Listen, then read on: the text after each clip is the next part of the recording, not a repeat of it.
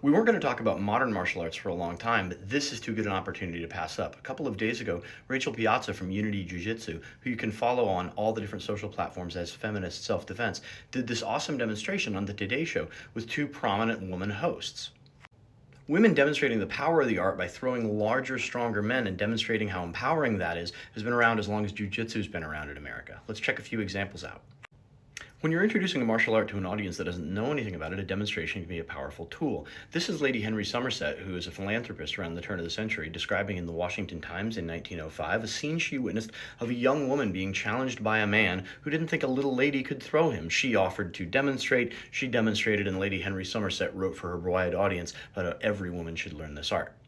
There were other examples of in-person demonstrations from coast to coast, from San Francisco to Washington, D.C., and of course, images in American newspapers, including this one promoting Irving Hancock's book about Jiu-jitsu for women, which we'll talk a lot about more later.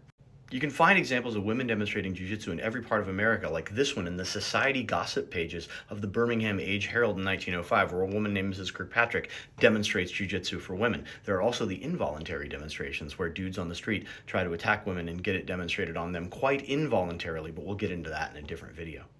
Everybody loves a good underdog story, and everybody loves a bully getting their comeuppance, and so if you want to read more of those stories before I make a video about it, you should pick up this awesome book by Dr. Wendy Rouse. It's called Her Own Hero, and it's a history of the modern women's self-defense movement, and includes a lot of stories of people using jiu-jitsu and boxing and other martial arts to handle what they called mashers, which were street harassers.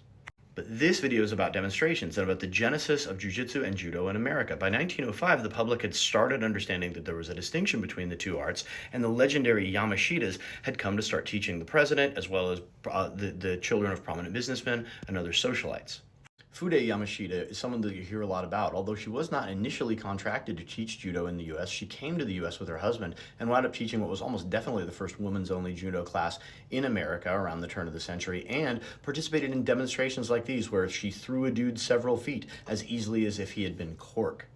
By the way, this is from Dr. Diana Lucer's amazing article, Radical Bodies and Dangerous Ladies, Martial Arts and Women's Performance 1900 to 1918, so check it out for other cool stuff like that. Point being, demonstrations like this have immense value. They can show the value of a martial art to people who might not otherwise understand it. They can help people feel empowered and hopefully inspire them to go train something that's going to help keep them safe, make them healthy, make them happy, and that's why I think martial arts are here to stay in America.